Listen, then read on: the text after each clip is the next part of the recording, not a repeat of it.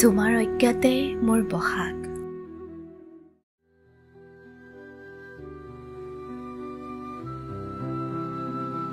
শব্দবোৰে নিতাল মৰা হৃদয়ৰ কথা, শব্দৰে খণ্ড বিখণ্ড কৰি মায়াজালেৰে বন্ধা হৃদয়ক তুমি কি বুজাবা বাস্তৱিকতাৰ কথা? ফাগুনে লথঙা কৰা বিৰিখৰ ডালত তুমি জানো দেখিছিলা সেউজীয়াৰ আভা? তুমি হয়তো ক'ব পাৰা সময় আছে, কিন্তু এতিয়াতো বহাগ গৰকিলে, তোমাৰচোন খবৰেই নহ'ল।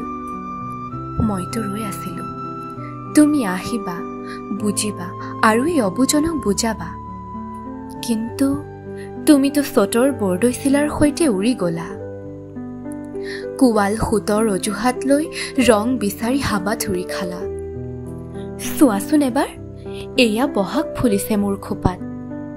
ফাগুন হৈ সৰাপাত গুজি লোৱা নাই মই, চোৱা এয়া সেউজ বৰষিছে। তুমি কৈছিলা আমনিদায়ক আৰু উদাস ফাগুন তোমাৰ ভাল নালাগে। তুমি হয়তো পাহৰিলা ফাগুন পাৰ হৈতো বহাগ আহে। পাহৰিবাই দিয়াচোন, জীৱনে ৰং সলোৱা নাই বুলি হাজাৰটা ৰং সানি প্ৰেমত উত্ৰাৱল হৈ থকা তোমাৰ আৰু ক'ত বহাগৰ খবৰ থাকিব? তুমিতো ভাল পোৱা ৰঙীন চিত্ৰহাৰ। তুমি কৈছা বৰ আমনিদায়ক এইবোৰ। তুমি যদি আমনিৰ নয়াৰ্থকত ঘূৰি ফুৰিছা, তেন্তে তুমি ভয়াতুৰ, বাৰে বাৰেই বিফল হৈছা।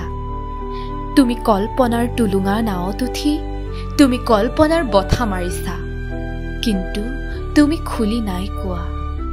কল্পনাই গ্ৰাস কৰা হৃদয়ে বহু কথাই কৈ পেলাব পাৰে, লিখিব পাৰে অবিৰতভাৱে, যিদৰে তুমি লিখা প্ৰেমৰ কবিতা। সময়ৰ হাতত তুমি মই একান্তই নিৰূপায়।